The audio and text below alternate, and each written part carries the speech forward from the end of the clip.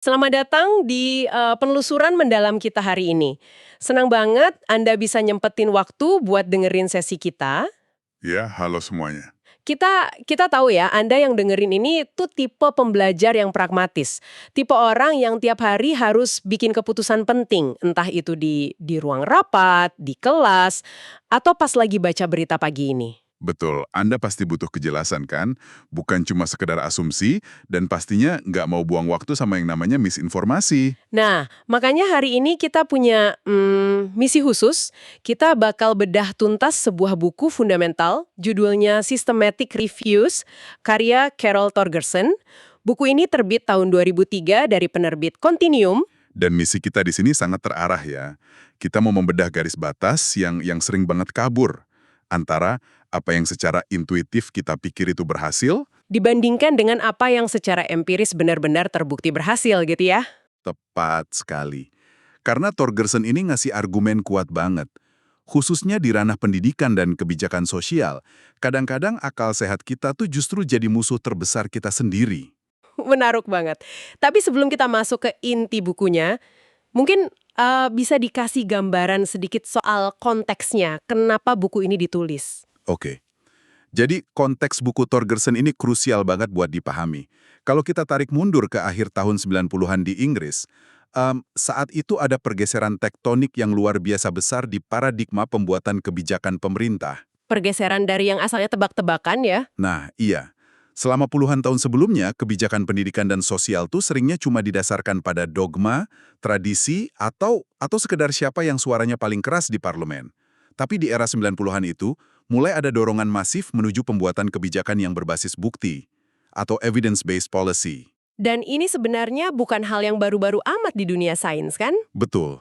Yang menarik, Torgerson menyoroti kalau ilmu sosial ini sebenarnya lagi ngadopsi atau bahkan bisa dibilang meniru revolusi yang baru aja terjadi di dunia medis. Oh, yang Cochrane Collaboration itu. Ya, di awal 90-an, komunitas medis tiba-tiba sadar kalau ngandelin intuisi klinis atau cuma pengalaman 1-2 dokter senior itu kelalaian yang fatal. Puncaknya ya pembentukan Cochrane Collaboration di Oxford tahun 1993. Itu inisiatif global buat nyaring jutaan literatur medis secara sistematis kan? Betul sekali. Semangat pemurnian literatur inilah yang akhirnya nginspirasi peneliti kayak Torgerson buat nerapin hal yang sama di dunia pendidikan. Wah, jujur melegakan sih pergeseran itu mulai terjadi.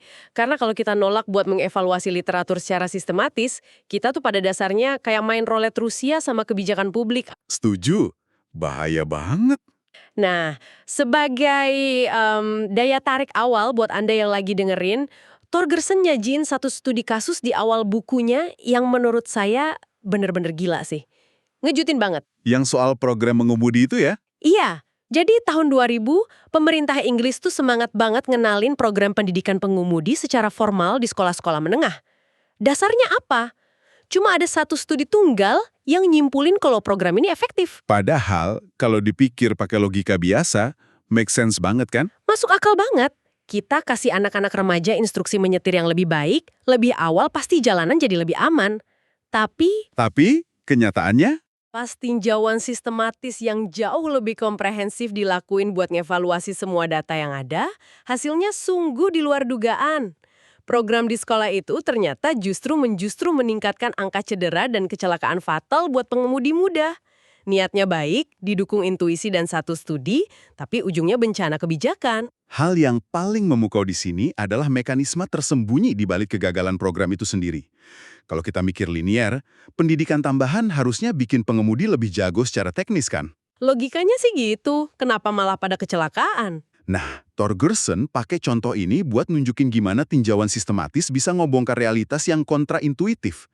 Alasan kecelakaannya melonjak tajam bukan karena kurikulumnya ngajarin teknik nyetir yang ngawur. Terus karena apa dong? Ternyata, adanya program itu di sekolah malah ngasih insentif dan dorongan psikologis buat anak-anak muda ini supaya cepet-cepet dapat SIM di usia yang jauh lebih awal dibanding anak-anak di sekolah kontrol yang nggak ada programnya. Ya ampun, jadi mereka turun ke jalan lebih cepat. Betul. Esensinya, intervensi ini malah nempatin populasi pengemudi yang secara neurologis dan emosional belum matang ke jalan raya lebih cepat dari jadwal alami mereka. Torgerson bilang, Coba aja waktu itu pembuat kebijakannya ngeliat totalitas bukti lewat tinjauan sistematis, bukan cuma ngerayain satu studi yang mendukung bias mereka. Pasti banyak insiden tragis yang bisa dicegah. Oke, mari kita bedah ini. Kenapa ngandelin satu studi tunggal aja, walaupun studinya kelihatan menjanjikan, itu sangat berbahaya. Kita kan sering banget lihat pola ini di berita atau media sosial. Sering banget. Yang headline-nya bilang, studi terbaru di Universitas X menemukan metode Y ningkatin produktivitas 200%. Nah iya, terus besoknya semua perusahaan startup langsung maksa karyawannya pakai metode Y. Torgerson nekenin banget kalau sebuah eksperimen tunggal, sebrilian apapun desainnya, pasti punya keterbatasan bawaan. Karena studi tunggal itu selalu terikat sama waktu yang spesifik, demografi sampel yang sempit, dan variabel lingkungan yang nggak akan pernah bisa ditiru persis di tempat lain. Betul. Kita nggak bisa gitu aja nyomot kesimpulan dari satu sekolah elit di London tahun 98, terus dijadiin aturan nasional di seluruh negara dan ngarepin hasil yang sama persis. Dan pas orang mulai sadar kelemahan studi tunggal ini, insting reaktif mereka biasanya langsung lari ke para ahli. Mereka mikir, oh kalau satu studi nggak cukup, kita baca aja tinjauan literatur dari profesor paling senior di bidang ini. Nah, disinilah Torgerson ngelontarin kritik paling tajamnya ya terhadap tinjauan naratif tradisional. Iya. Anja pasti pernah baca artikel panjang di mana seorang ahli merangkum sejarah suatu topik berdasarkan apa yang dia baca selama karirnya. Tapi masalah fundamentalnya, menurut Torgerson, tinjauan naratif ini rentan banget sama bias seleksi. Karena mereka milih-milih sumbernya. Tepat. Seringkali tinjauan kayak gini, sadar atau enggak, berubah jadi sekedar kendaraan opini si ahli. Mereka milih studi yang ngedukung teori yang udah mereka bangun bertahun-tahun dan gampang banget ngabaikan riset valid yang bertentangan sama pandangan mereka. Iya, dan Torgerson menyoroti kalau ini bukan berarti akademisinya punya niat jahat, tapi lebih ke soal kurangnya transparansi metodologi. Kalau Anda baca tinjauan tradisional, Anda tuh bener-bener kayak jalan dalam kegelapan. Nggak jelas database apa yang dicari, kata kuncinya apa. Atau kenapa studi A dimasukkan tapi studi B dibuang gitu aja, kan? Dan yang lebih parah, Torgerson berpendapat kalau di tinjauan naratif, kualitas dari tiap studi itu hampir nggak pernah dievaluasi secara adil. Ah iya, jadi studi pengamatan yang lemah banget bisa disandingkan di satu paragraf sama studi eksperimental yang ketat, seolah-olah bobot buktinya sama kuat. Makanya Torgerson secara tegas naruh tinjauan naratif ini di kasta terendah dalam hierarki bukti ilmiah, walaupun ironisnya para politisi kita masih sering banget pakai ini sebagai rujukan utama. Tepat. Jadi kalau argumen Torgerson adalah kita harus ninggalin studi tunggal dan nolak tinjauan naratif, terus kita harus pakai apa? Disinilah buku ini bawa kita kembali ke fondasi dasar keilmuan, Randomized Controlled Trials atau RCT. Atau yang biasa kita sebut uji acak terkendali. Bagi Anda yang sering ikutin sains, konsep RCT ini pasti udah nggak asing. Kita mengalokasikan partisipan secara acak ke kelompok intervensi dan kelompok kontrol. Tapi yang sering kurang diapresiasi dan ditekankan kuat oleh Torgerson adalah kenapa pengacakan ini jadi satu-satunya cara buat nyelamatin kita dari ilusi sebab akibat. Mengingat audiens kita udah familiar sama eksperimen kontrol, mari kita masuk sedikit lebih dalam ke argumen analitisnya. Torgerson bilang pengacakan ini tameng utama kita dari dua ilusi statistik. Yang pertama itu bias seleksi. Yang mana itu cukup jelas ya. Kalau Anda biarin sekolah-sekolah memilih sendiri buat ikut program inovasi, Anda cuma ngukur kesuksesan sekolah yang dari awal emang sudah proaktif. Nah, yang kedua ini yang sering ngancurin riset pendidikan.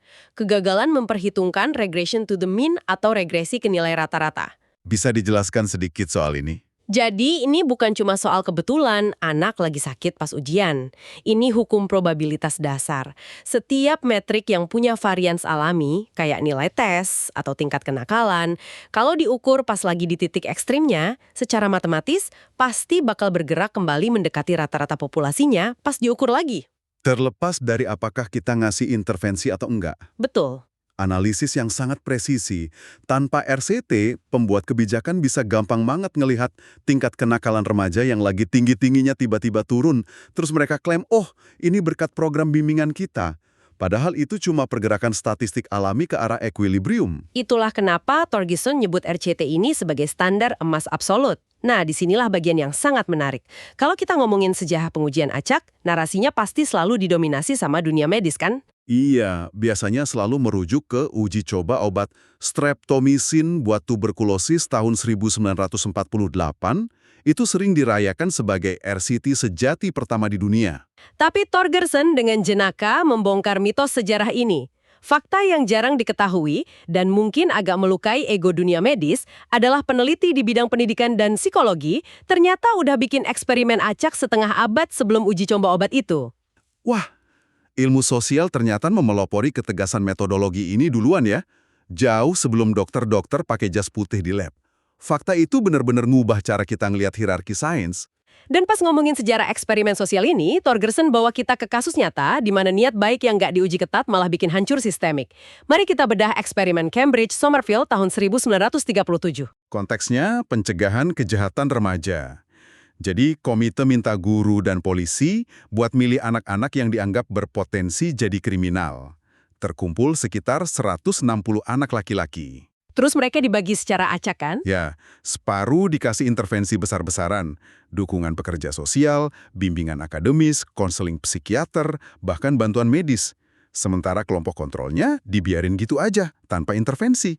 Niatnya jelas, buat nyelamatin masa depan mereka. Tunggu sebentar, saya harus nginterupsi di sini. Ya, Karena secara intuitif ini terasa aneh banget. Kalau kita kasih anak-anak bermasalah ini perhatian ekstra dan konseling, gimana ceritanya itu bisa jadi hal yang buruk? sangat wajar Anda mikir gitu. Karena seluruh sistem pekerjaan sosial modern kita kan dibangun di atas asumsi bahwa bantuan langsung selalu lebih baik daripada penelantaran. Aha. Pasti Torgerson punya data yang radikal banget buat nantang asumsi itu.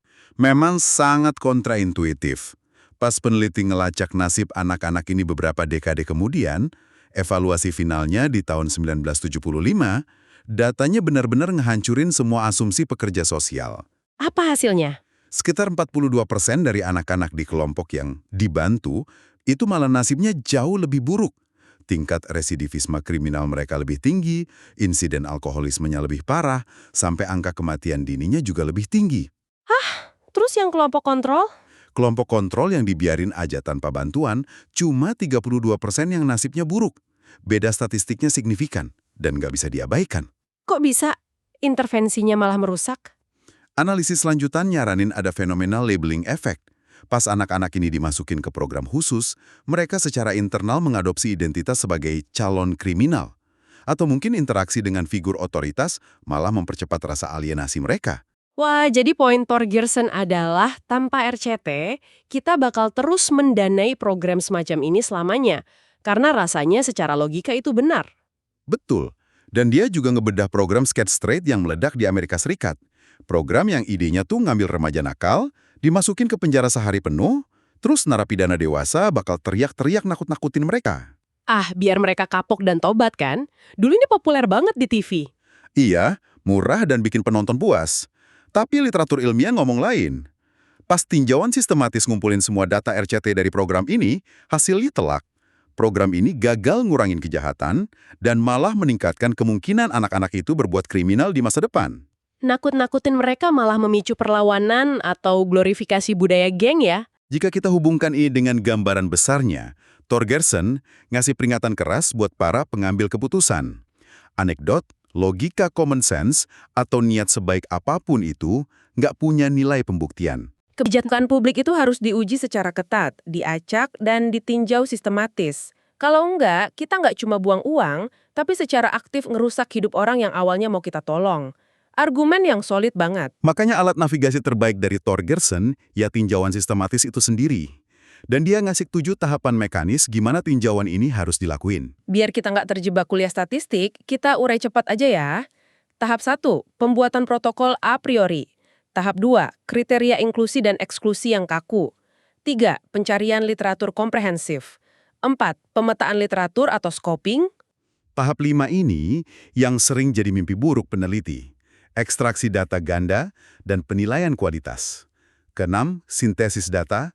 Dan ke-7, pelaporan hasil. Kelihatannya kayak daftar tugas biasa, tapi Torgerson ngotot banget kalau integritas tinjauan ini bergantung mutlak pada tahap pertama, protokol a priori. Kenapa ini sepenting itu? Karena protokol a priori itu artinya Anda mengunci aturan main riset Anda sebelum Anda ngelihat datanya sama sekali. Anda deklarasikan studi apa yang mau dinilai dan metode statistik apa yang bakal dipakai. Ini benteng utama melawan bias. Biar penelitinya nggak ganti-ganti aturan di tengah jalan ya. Betul. Bayangin Anda udah bangun karir buat satu teori pendidikan. Tiba-tiba Anda nemu studi yang ngebantah teori itu.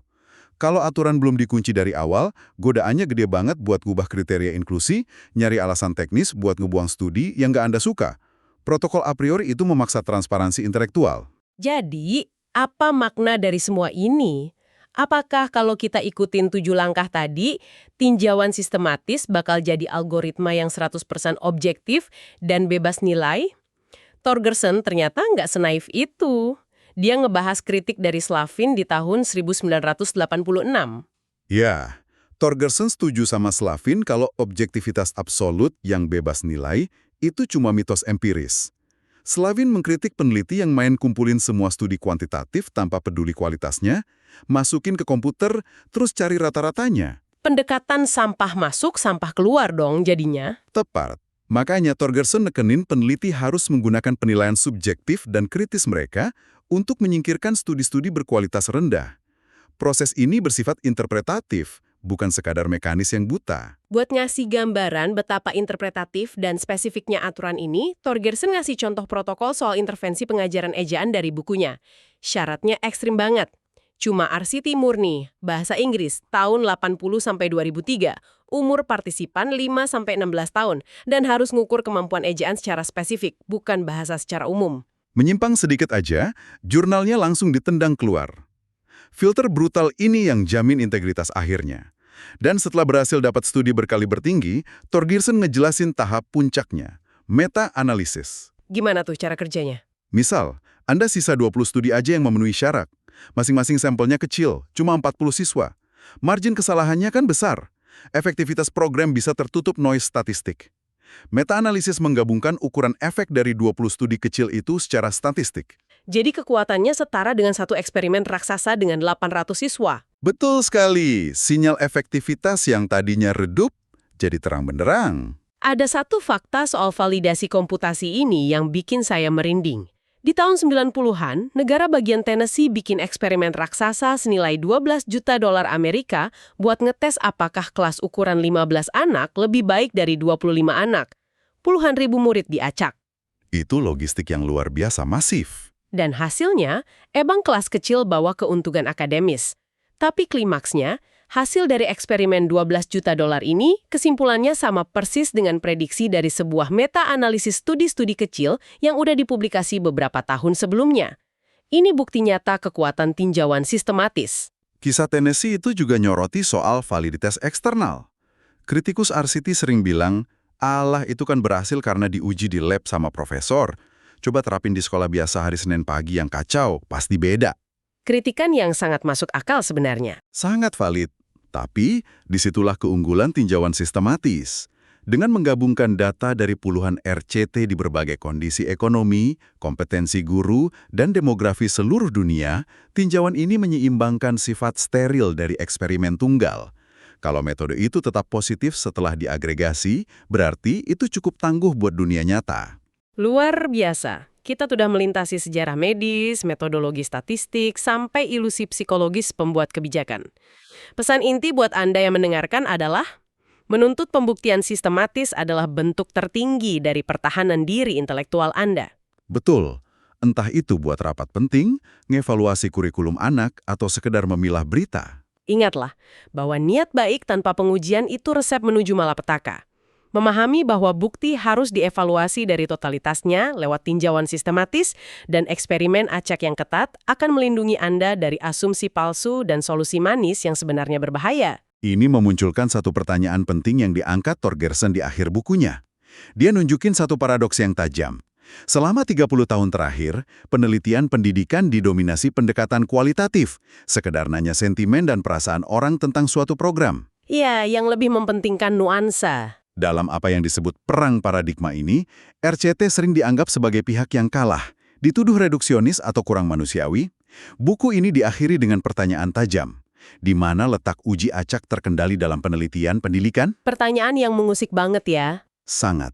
Kalau bukti dari uji acak terkendali aja udah berulang kali membuktikan bahwa niat baik kita, kayak program pekerja sosial atau kelas nakut-nakutin remaja tadi, justru menghancurkan hidup pesertanya. Terus, Lalu seberapa banyak praktik fundamental dalam sistem pendidikan dan pekerjaan kita hari ini yang sebenarnya diam-diam merugikan kita secara terus-menerus hanya karena kita terlalu takut atau enggan untuk mengujinya secara acak dan sistematis?